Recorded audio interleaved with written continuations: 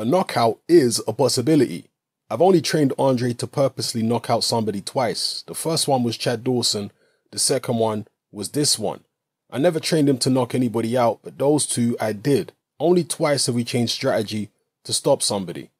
Me knowing Andre's mindset and how he approaches things, I told him that we'll train for a knockout. It doesn't mean it's going to come, but we'll train for it. It'll be quite evident in the fight. He's going to get hit because you got to get hit to win and get knockouts. He's been hit by Sergey and he described the punches just as I see the punches on TV. Very sharp. Not concussive, but sharp. Those are the words of Virgil Hunter, the trainer of Andre Ward. His fighter will face off against Sergey Kovalev in the rematch on Saturday night, just a couple of days away now. He says he's trained Andre for the KO. There are so many interesting things about this fight. So many aggravating factors in terms of things that could aggravate both fighters. Both fighters are coming into this fight, as I said in a previous video, with a chip on their shoulder. Ward feels like he hasn't got the credit that he deserves, and Kovalev feels like he was robbed in the first fight. So both guys have got something to prove. That should make for a great fight. Both guys, to some extent, you have to imagine, are trying to wind the other team and the other fighter up. But when Virgil Hunter says he's trained Andre Ward for a knockout in this fight, to knock Kovalev out, is he being honest? Has he really done that? Is that a mistake on Virgil Hunter's part to train Andre Ward to go and knock Kovalev out? A lot of people are very critical of Virgil Hunter these days because they see him in the corner of losing fighters. Many people believe that he don't give good advice in the corner. I tend to disagree. I don't think Virgil Hunter is on the level of a Manny Stewart, but very few trainers are, if any. Certainly in terms of the guys who are alive today. But I do think he's good.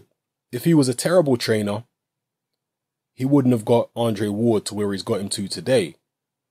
Andre Ward is not a Roy Jones Jr. or a David Haye, somebody who has extremely good athletic ability and really gets by on their athletic ability over technical ability. Andre Ward is a guy who has gotten so far in his career mainly on technical ability. Technical ability which has been taught to him, for the most part, by Virgil Hunter. So it's like I keep saying in many of my videos, there is no one-size-fits-all trainer. Virgil Hunter suits Andre Ward as a trainer. Virgil Hunter is not going to suit every fighter. That's the way I see it. But Virgil Hunter, just like any other human being, professionally and personally, socially, is going to make mistakes. So is this a mistake right here? If Virgil Hunter's telling the truth and he really is training Andre Ward to try and knock out Kovalev, is that a mistake? Does that mean Ward will try and engage too much? Was Ward lulled into a full sense of security in the first fight because he managed to take Kovalev's right hand away? After he took the right hand away, he was never really caught flush by the right hand for the rest of the fight. Did that make him think, well, you know what, these right hands ain't that hard? Because the right hands that did catch Ward after the second round were glancing blows. There were shots where Ward was pulling his head out of the way or moving this way or that way, and he took the sting off the shot by being just a few inches out of the perfect power range for Kovalev. Maybe Andre Ward will feel shocked again once he feels Kovalev's punches and say, actually, you know what? This guy really hits extremely hard. I don't remember his power being like this. Maybe I convinced myself that he didn't really hit as hard as I thought he did. Who knows? I don't discount the idea that Ward could maybe drop Kovalev. Ward dropped Sullivan Barrera, you may remember, who was a much bigger guy. He managed to catch Sullivan Barrera off balance. And that's what it was really that dropped Barrera. It was a nice shot, but it was more the balance rather than Barrera being particularly hurt. Kovalev, however, has better balance than Sullivan Barrera.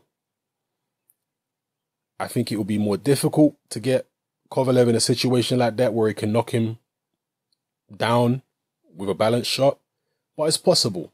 But in terms of Kovalev being stopped by Ward, getting knocked out by Ward, I can't see that. I just can't see it. Stranger things have happened in boxing, but I can't see it. Unless there's a cut or something like that, or unless it's a body shot. If you hit somebody the right spot in the floating rib, down they go, and more often than not, they ain't getting up. Daniel Gill's not a big puncher. Look what he did to Darren Barker. Nearly folded him in half with a body shot. Amir Khan's not really a big puncher. Look what he did to Marcus McDonough with a body shot. So if he lands one of them kind of freak body shots, then maybe Ward could stop Kovalev that way. And obviously he's going to try and go to the body. This could end up being a more dramatic fight than the first fight. I'm intrigued. I can't wait to see it. Drop your comments in the comment section below. Let me know how you feel about Virgil Hunter's comments here and my take on it. Give me your take on it. Drop it all below. It's happening. I'm out.